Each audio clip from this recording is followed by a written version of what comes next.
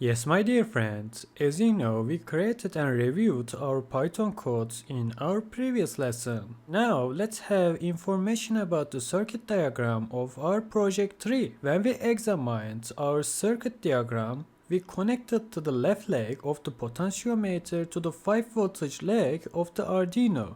So, you see here, the left leg of the potentiometer connected with 5 voltage of the Arduino pin. And when we continue the middle leg to the A0 line, so here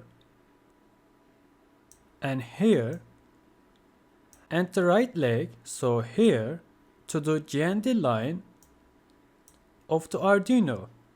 Thus, when we turn the poles of our potentiometer, the values we read will change depending on the analog reading. Now that we have examined our circuit diagram, so now let's move on to our other lesson and let's examine and interpret our Arduino codes.